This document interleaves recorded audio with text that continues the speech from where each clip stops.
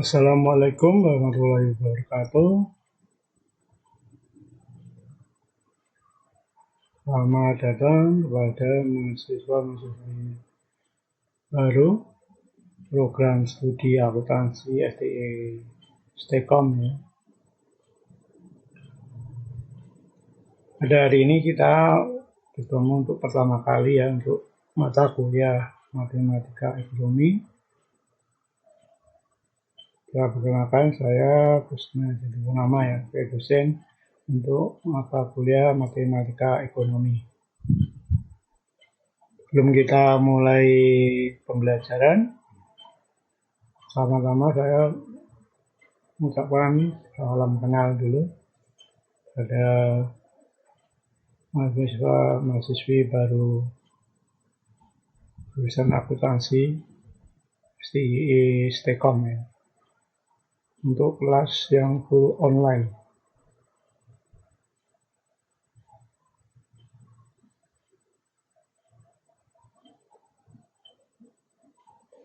Sebelum kita mulai pembelajaran, saya ingatkan untuk selalu untuk mahasiswa-mahasiswi untuk selalu absen.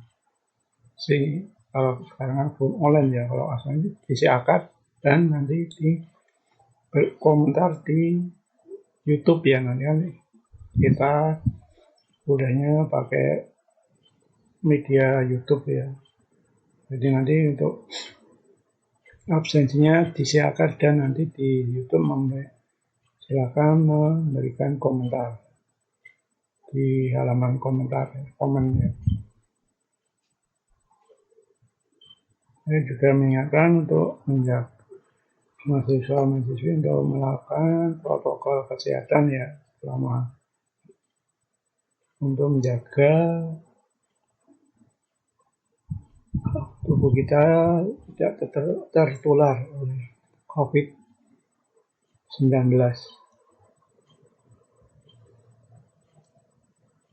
Sebagai awal perjuangan kita untuk pertama kita membuat kontrak kuliah dulu ya. Kontrak kuliah itu ada satu absensi ya. Absensi itu minimal 70% kehadiran. Jadi kalau kehadiran sudah di atas 70% kehadiran, nanti bisa persyaratan, ini persyaratan untuk bisa mengikuti UAS ya, atau UTS. Biasanya kalau 70% itu di ujian akhir semester ya. Terus absensi dia diisi akad, ada dua ya, diisi akad sama nanti membeli komen di YouTube karena kelas full online. Kalau chatting nanti kalau kita kelas online aja, online biasa ya. Kalau full online kita mahasiswa cuma melihat YouTube aja, nanti dari YouTube bisa memberikan komen sebagai salah satu syarat untuk pakai absensi ya. Yang kedua, penilaian itu ada tiga bagian ya. Pertama UTS, ujian tengah semester dengan bobot 30%. Terus ujian akhir semester dengan bobot juga 30%. Dan yang ketiga absensi, tugas, dan keaktifan itu 40%. Jadi ini saling berkaitan ya. Kalau kita mungkin UTS, UAS bisa mengerjakan semuanya, tapi kok nilainya nggak maksimal ya. Mungkin ini di absensinya, tugas, dan keaktifannya ada yang kurang. Jadi ini bisa mengurangi. Jadi semuanya tiga-tiganya itu harus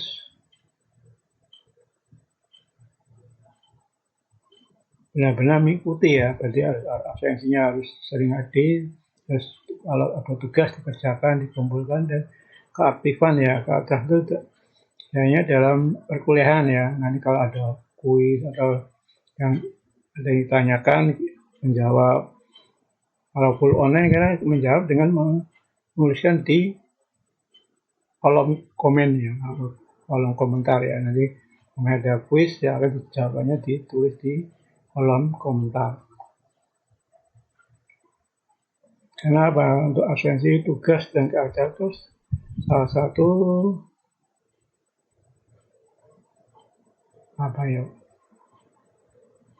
pengaruh penting ya. Kalau ini sampai enggak, persentasenya di bawah, cuma 10%, nanti nilainya juga paling banter ya B ya. Nah, kalau sampai di atas 26 nanti bisa mendapatkan nilai A.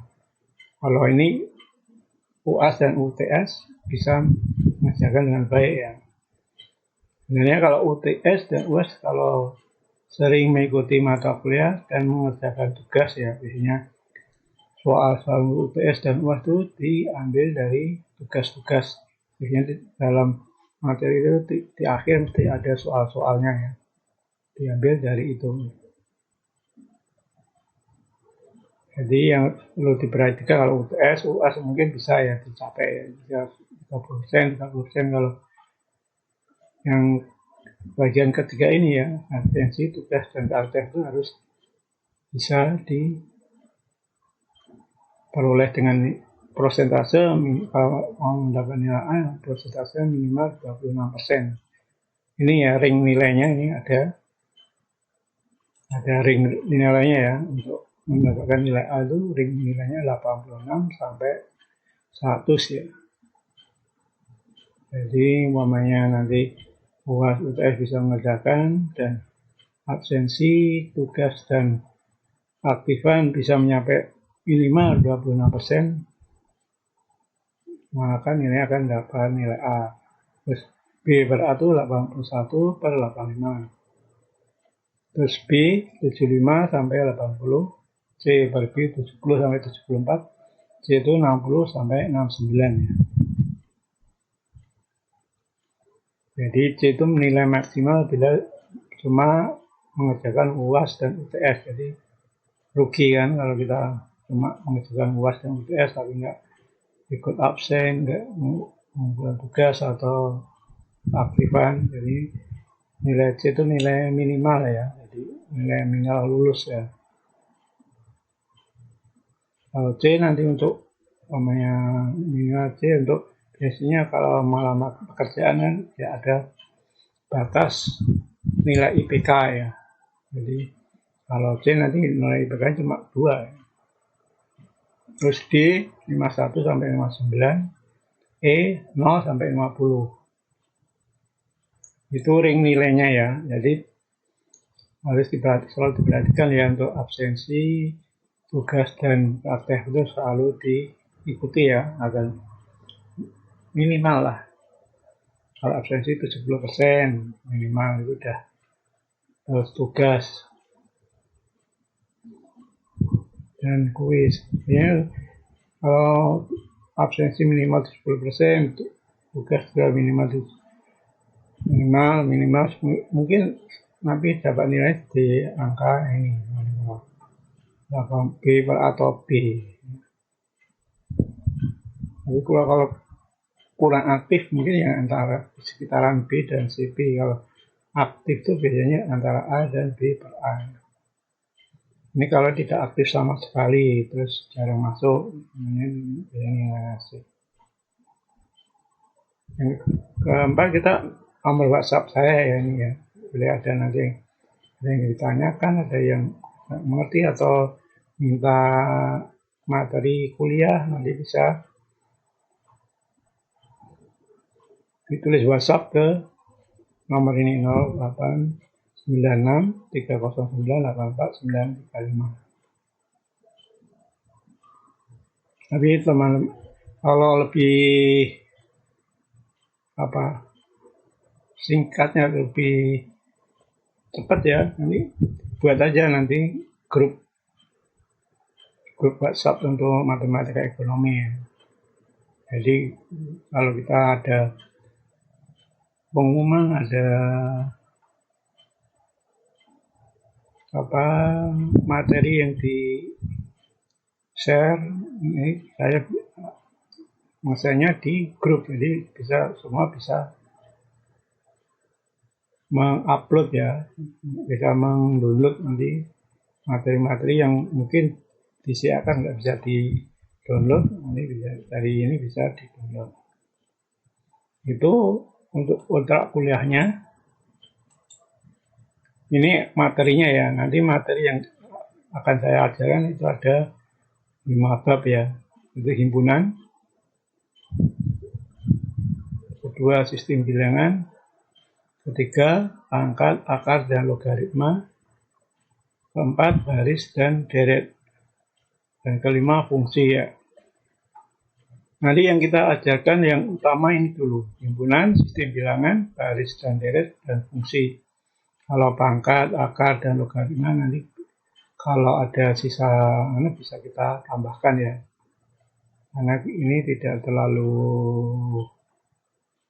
mendesak ya untuk matematika ekonomi. Jadi nanti kita untuk materinya nanti kita pertama himpunan, yang kedua sistem bilangan, yang ketiga baris dan deret, yang keempat fungsi. Fungsi ini masuk di semester pertemuan setelah UTS ya.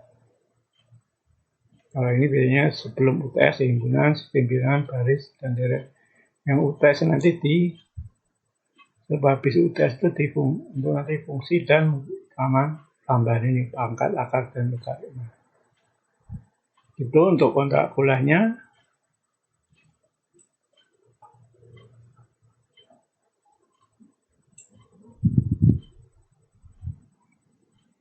Kita lanjut ke materi ya. Kita pendahuluan dulu ya. Apa yang dimaksud matematika itu? Suatu cabang logika dengan kerangka sistematis untuk mempelajari hubungan kuantitatif antar perubahan. Jadi matematika itu mempelajari ya suatu angka-angka ya yang saling berhubungan ya, namanya seperti nilai harga barang, produknya berapa, nanti biaya produksi dan sebagainya. Itu satu cabang logika ya di matematika. Matematika itu ada dua ya, matematika murni dan matematika terapan.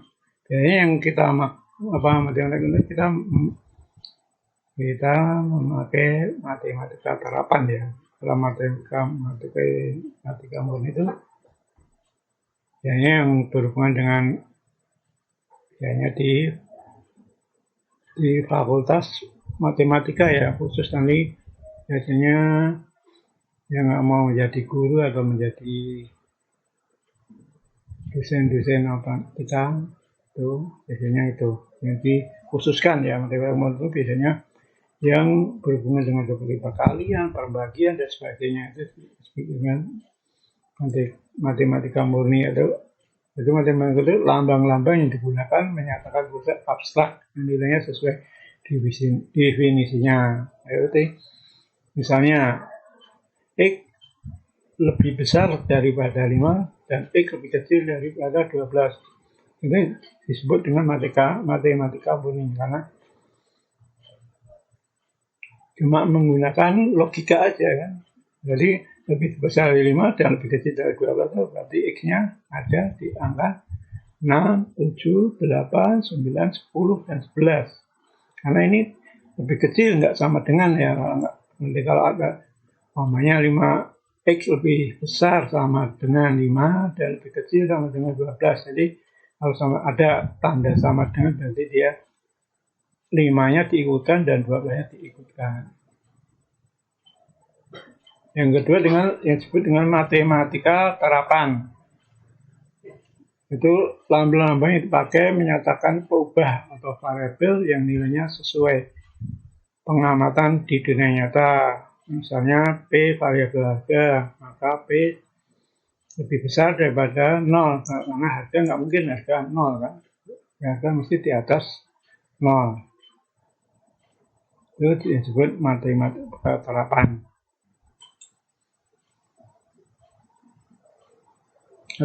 Matematika itu sama dengan matematika bisnis ya. Jadi sama, matematika itu sama dengan matematika terapan. Jadi dalam ekonomi itu dalam ilmu ekonomi fokus ke konsep kuantitatif ya, biasanya ilmu ekonomi itu fokusnya ke konsep jumlah ya, jumlah apa harga, nilai dan sebagainya, menyangkut biaya, harga, upah, permintaan, penawaran, penerimaan, biaya laba, maka banyak analisis ekonomi. Jadi ekonomi ini selalu berhubungan dengan nilai mata uang, harga barang, dan sebagainya. Hubungan kuantitatif antar variabel ekonomi dibasis secara empiris. Disebut nanti dengan model matematis. Nanti kita biasanya ini untuk material-material masuk ke fungsi ya, biasanya nanti fungsi dan deret. Contoh dari ini, matematika bisnis itu konsumsi dengan pendapatan, permintaan dengan harga dan sebagainya. Nanti ini kita bahas di fungsi biasanya. Itu untuk pendahuluan apa matematika ya. Kita masuk ke pertemuan pertama. Kita membahas tentang himpunan ya.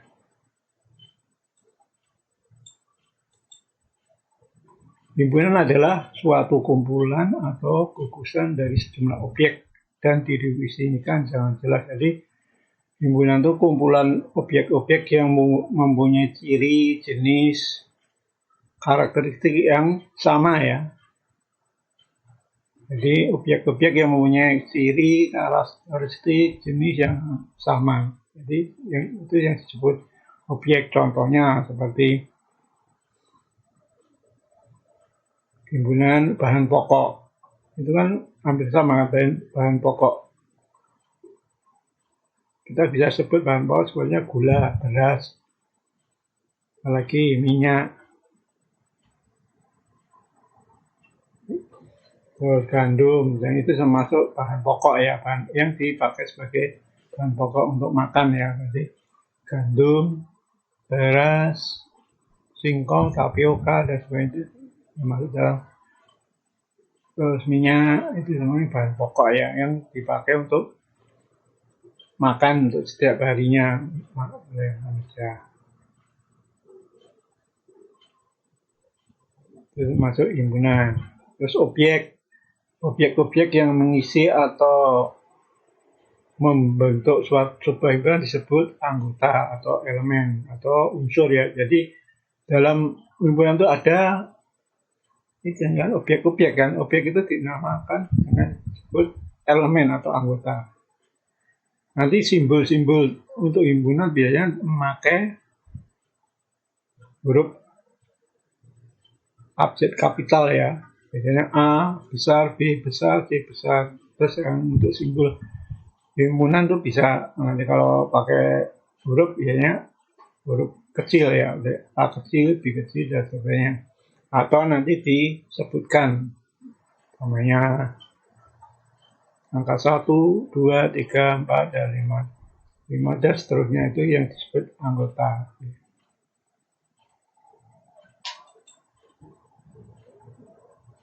Ini contohnya ya, himpunan itu P elemen dari A. Jadi objek P merupakan anggota atau unsur dari himpunan A. Atau P bukan anggota, bukan elemen ya, ini nanti ada garis 2 ya. Jadi dia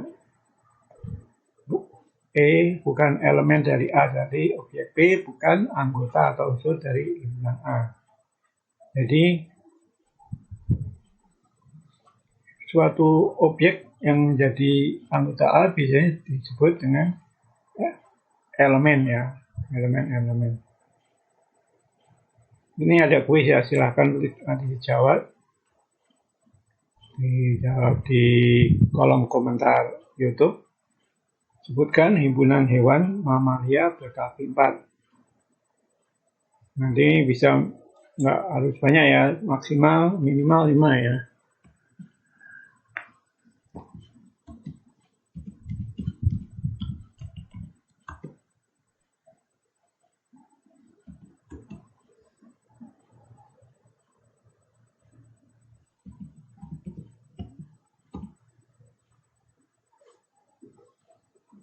Jadi kuisnya ini ada kuis, nanti silahkan nanti sebutkan himpunan hewan mamalia berkaki 4, minimal ada 5 hewan ya.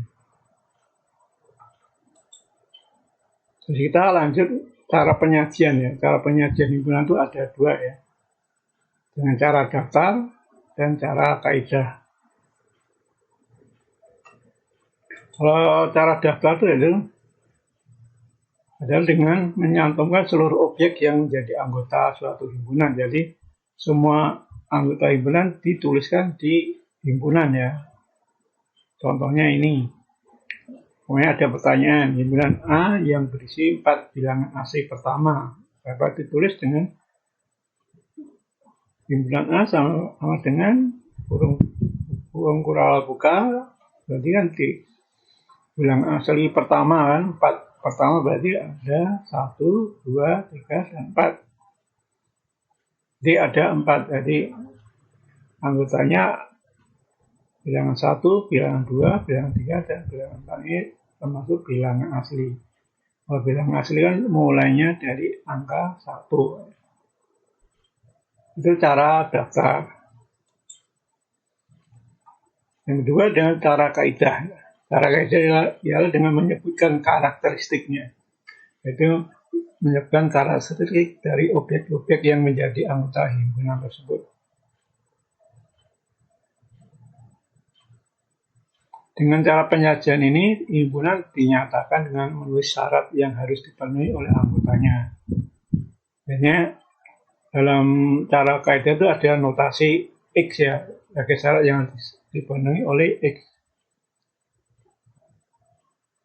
Biasanya bentuknya ini, himpunan A sama dengan dalam kurung buka X, terus ada garis tegak ya. Sebagai pembatas ini dinamakan nanti bisa dibaca garis tegak itu di mana, terus ini atau sehingga bagaimana atau itu. Dan di sebelah kanan ini nanti syarat yang harus dipenuhi oleh X. Biasanya ada kalimat apa namanya, di mana X bilangan apa ganjil, koma, nanti ada namanya 5 lebih X lebih besar dari 5, lebih besar dari 5, lebih kecil dari 20. Nanti bisa itu bisa yang disebutkan dengan notasi ya. Jadi notasinya ini kita terangkan dulu ya, aturan dalam penulisan syarat keanggotaan ya. Bagian di kiri tanda garis tegak biasanya melambangkan elemen himpunan, tulis dengan X ya. Jadi elemen itu himpunan itu nanti bisa ada 5, 7, 8, ada 2 dan sebagainya. Itu ini sebagai lambang aja X. Karena terus tanda tadi dari tegak itu dibaca di mana atau sedemikian sehingga. Terus di bagian kanan tanda garis tegak menunjukkan syarat keanggotaan atau karakteristik dari anggota himpunan ya. Itu ada 2 ya nanti, namanya bilangan X, bilangan ganjil, terus koma, ada tanda koma. Nanti terus ini nanti apakah batasannya nanti ada.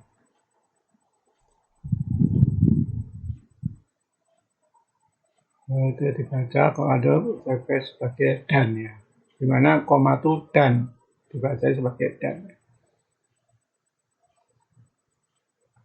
Contohnya ya, contoh ya.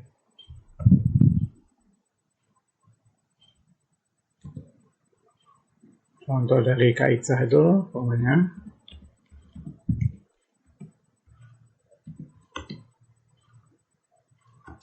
himpunan A dengan kurung kurawal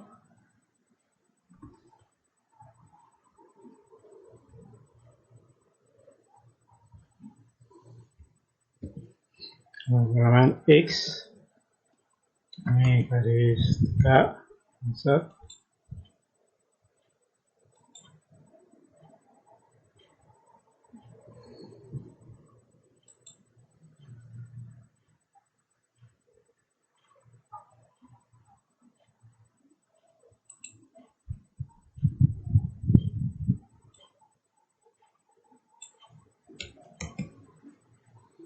Insert, save.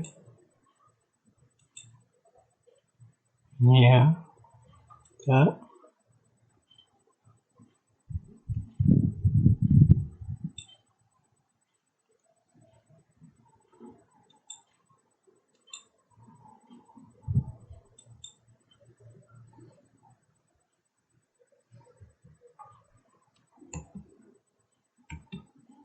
Nah, ini nanti misalnya ini maunya X sama dengan bilangan ganjil.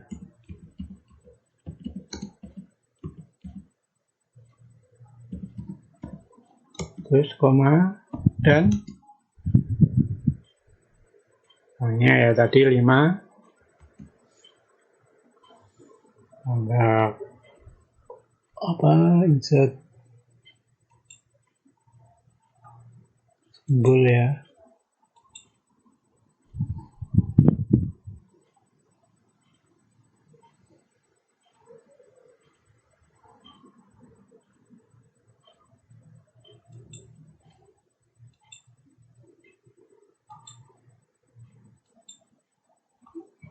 Ini X ini E.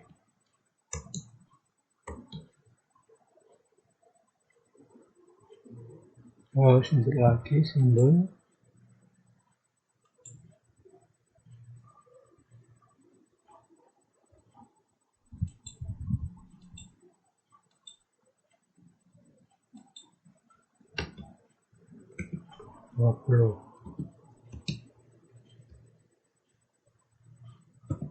Ini contohnya ya.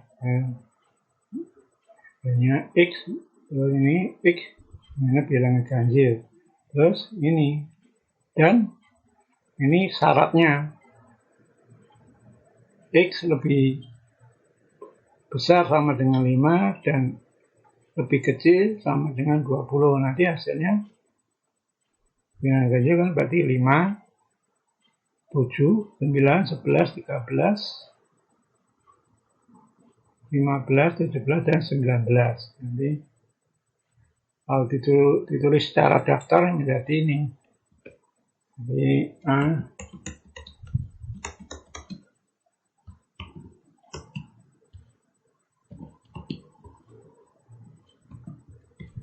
Nanti 5, 7, 9, 11, 12, 15, 17, dan 19. Ini yang penulisan secara daftar. Ini secara kaidah ya.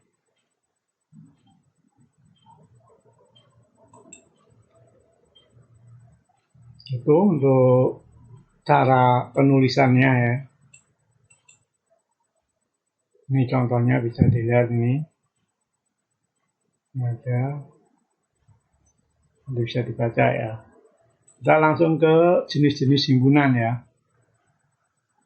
Jadi himpunan pertama himpunan semesta. Itu himpunan semesta adalah himpunan yang anggotanya semua objek yang kita bicarakan. Nanti umpamanya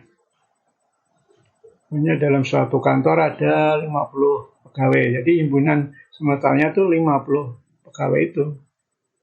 Seluruh anggota dalam suatu lingkungan itu yang disebut dengan himpunan semesta. Jadi umpamanya ada dalam suatu kantor ada 50, jadi himpunan semestanya juga 50. Biasanya dikasih lambang S atau U besar ya. Yang kedua, himpunan kosong. Himpunan kosong itu himpunan yang tidak memiliki satupun elemen atau anggota. Biasanya atau himpunan dengan kardinal. 0 sama dengan 0 ya. Jadi disebut himpunan kosong atau 0 set. Jadi notasi untuk himpunan kosong itu bisa dilambangkan dengan ini 0, 0 nanti ada coret ya. Atau kurung kurawal buka, kosong, kurung kurawal tutup. Jadi contohnya itu. Notasinya ini. Contohnya ini juga. P, ada orang Indonesia yang pernah ke bulan. Maka belum ada kan orang di Indonesia ini. Jadi ini termasuk bilangan kosong. Jadi yang tidak ada anggotanya sama sekali. Yang ketiga, himpunan bagian atau subset.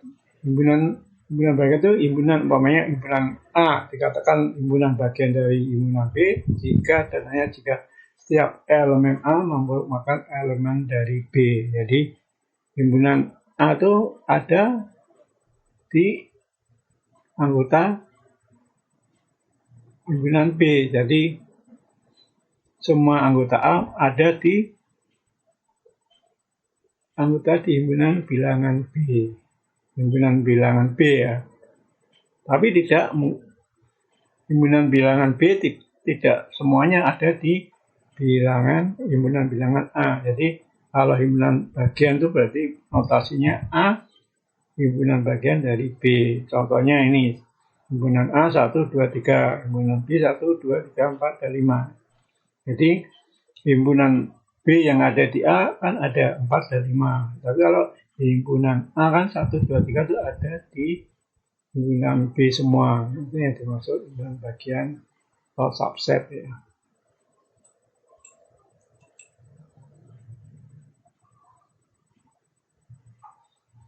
Yang keempat, himpunan yang sama. Itu himpunan umpamanya himpunan A dikatakan sama dengan himpunan B itu jika anggotanya ya. Yang di A sama dengan anggotanya yang di B. Jadi ada anggota A dan anggota B itu sama. Contohnya ini. Notasinya ya A sama dengan B atau A union B atau B union A. Jadi gabungan antara itu ya nanti ya. Jadi himpunan di A ada juga di himpunan di B semuanya. Itu yang dimaksud sama ya. Contohnya nih dari himpunan yang sama dan tidak sama ya. Jika A 0,1, B ini X, mana X minus 1. Jadi yang ada namanya X1, namanya X2 ya, dari 1, ini 0, 0. Jadi maka A sama dengan B. Atau jika A, himpunan A 3, 5, 8, 5 dan B 5, 3, 8. Maka A sama dengan B. Walaupun anggota A ada 3, 5, 8, 5, ada 8 lagi, ada 5 lagi, itu dianggap sama ya. Karena juga anggotanya sama kan, cuma jumlahnya aja yang beda. Kalau yang tidak sama ini, rupanya 3, 5, 8, 5, B-nya cuma 3 dan 8 ini. Berarti A tidak sama dengan B, karena B tidak ada angka 5-nya. Itu untuk jenis himpunan ya. Yang kelima ya, himpunan yang saling lepas. Kalau himpunan yang saling lepas itu dua himpunan A dan B dikatakan saling lepas jika keduanya tidak memiliki elemen yang sama. Jadi ini beda sama yang himpunan tidak sama ya. Kalau himpunan tidak sama mungkin elemen di A dan B ada yang sama, tapi tidak seluruhnya. Itu himpunan tidak sama. Kalau ini saling lepas itu berarti himpunan di A tidak ada di himpunan B, terus himpunan B tidak ada di himpunan A. Itu himpunan yang saling lepas. Contohnya ini, jika A ini bilangan asli ya, X bilangan asli di mana X lebih kecil dari 8, berarti dia kan cuma 1, 2, 3, 4, 5, 6, sampai 7. Dan B anggotanya adalah 10, kelipatan 10 ya. 10 20, 30, dan seterusnya. Jadi anggota B tidak ada ya di anggota A, dan anggota A tidak ada di anggota B. Itu berarti bilangan saling lepas ya.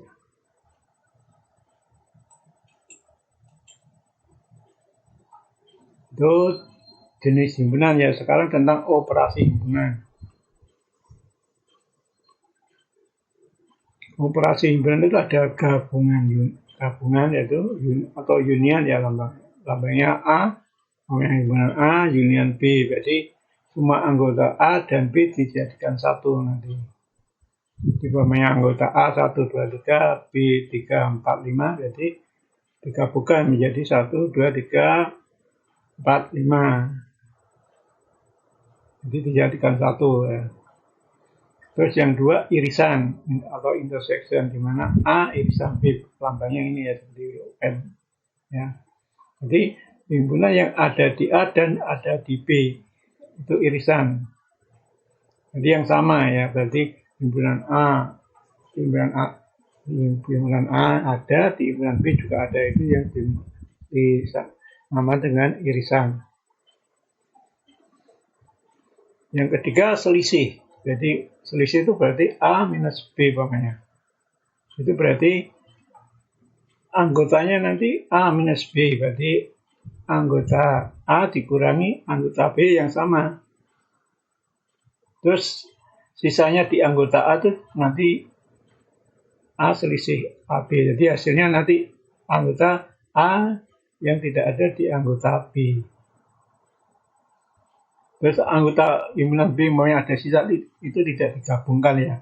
Yang ditulis jawabannya nanti cuma di anggota himpunan A yang tidak ada di himpunan B. Terus pelengkap atau komplement. Biasanya kalau komplement itu syaratnya harus kita mengetahui ada himpunan semesta ya. Jadi himpunan keseluruhan ya, seluruh anggotaan ya. Jadi kalau A komplement itu berarti anggota dari himpunan yang bukan anggota himpunan A. Itu A komplement itu anggota yang bukan dari himpunan A. Jadi umpamanya himpunan A 1, 2, 3. Terus himpunan semestanya atau U-nya itu 1 sampai 10. Berarti yang A komplement ya, adalah di atas, berarti kan 1, 2, 3 itu A. Berarti yang bukan 1, 2, 3, jadi 4 sampai 10. Itu yang termasuk dengan A komplement. Untuk lebih jelas kita buatkan diagram Venn-nya ya.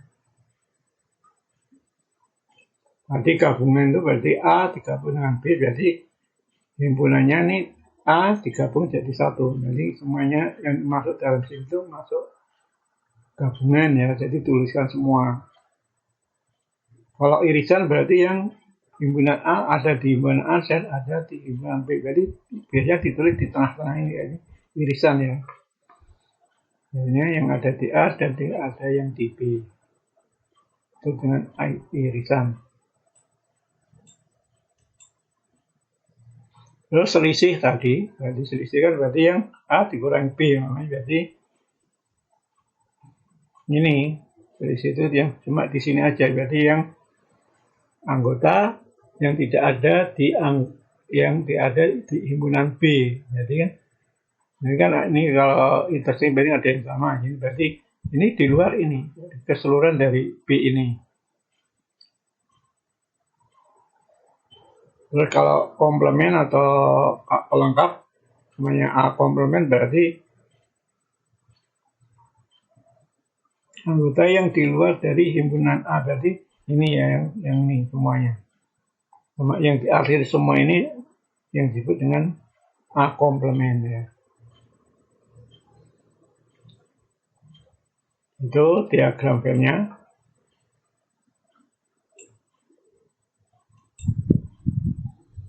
Selanjutnya tentang kaidah-kaidah matematika dalam pengoperasian himpunan. Kaidah-kaidahnya ya seperti Pertama kaidah idempoten, berarti kaidah yang idem yang sama ya Pak ya. A union A hasilnya juga A, atau A irisan A hasilnya juga A, karena sama ya, maksudnya himpunannya sama A semuanya ya. Semuanya A minus B berarti A minus A, jadi hasilnya ya himpunan kosong.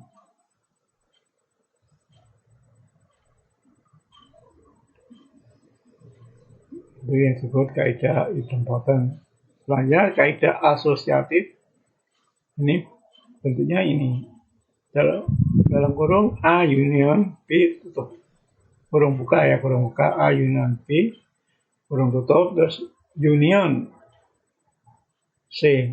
Jadi ini bisa ditulisan dibalik, bolak-balik, nanti sama aja. Yang dikurung beda, sama aja makanya yang dikurung C A union dalam kurung ya, kurung buka A union C, kurung tutup union B, itu sama aja. Nanti seperti irisan juga sama aja. Terus kalau selanjutnya kaidah komutatif. Ini dibolak-balik sama aja ya. A union B, B union A, atau A irisan B, B irisan A.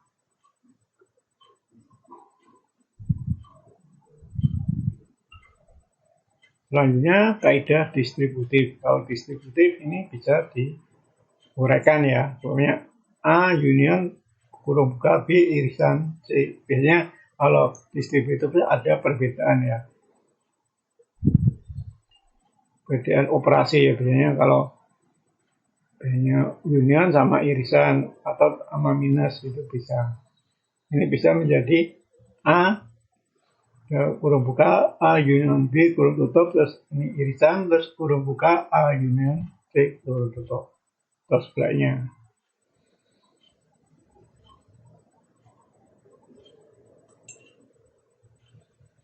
Kalau selanjutnya kaidah identitas itu berarti namanya ini.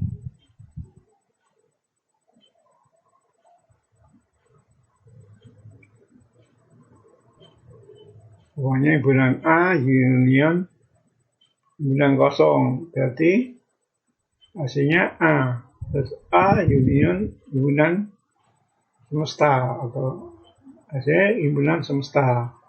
Apa A irisan himpunan kosong, hasilnya himpunan kosong kan.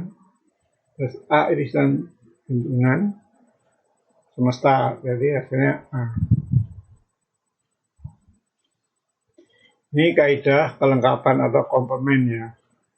Namanya A union A komplement ya. Ini A komplement jadi hasilnya himpunan semesta. A komplement kurung buka A komplement kurung tutup terus komplement. Jadi kembali ke A lagi. So, A irisan A komplement jadi hasilnya himpunan kosong. Terus U komplement himpunan kosong, himpunan kosong komplement himpunan semesta. Terus yang terakhir kaidah De Morgan ini A dalam kurung A union B sama dengan A irisan B. Ini De Morgan ya. Atau sebaliknya A irisan B di komplement ya.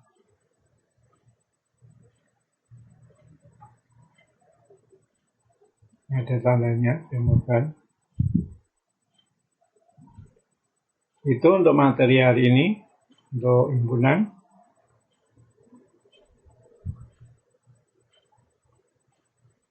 Sampai di sini ya, nanti kalau ada yang belum jelas, silakan nanti tanyakan lewat WA. Dan ini ada soal ya, silakan nanti kerjakan. Gambarkan sebuah diagram Venn untuk menunjukkan himpunan universal U dan himpunan-himpunan bagian A serta B. Jika ini hasilnya U-nya ada ini, A-nya ini ditanyakan nanti A minus B, B minus A irisan B, A union B, terus A irisan B komplement, B irisan A komplement. Ini nanti silakan dikerjakan ya. Nanti hasil pengerjaan nanti kita bahas di pertemuan kedua. Jadi pertemuan kedua kita nanti akan membahas tentang apa tugas yang diberikan pada pertemuan pertama.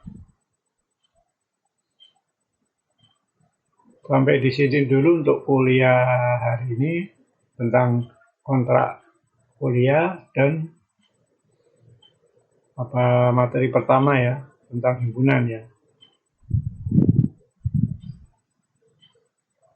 Sebelum kita tutup, silakan nanti kalau ada yang mau menanyakan bisa tanyakan lewat WhatsApp ya WA. Jadi yang tercantum nomornya tadi di atas. Serta ini juga mengingatkan kembali untuk mahasiswa selalu absensi ya, di-chat dan di kolom komentar di YouTube nanti. Serta saya juga mengimbau untuk selalu menjaga protokol kesehatan.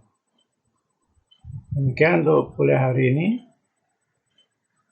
Kita jumpa minggu depan. Saya minta maaf ada kata-kata yang kurang berkenan. Wassalamualaikum warahmatullahi wabarakatuh.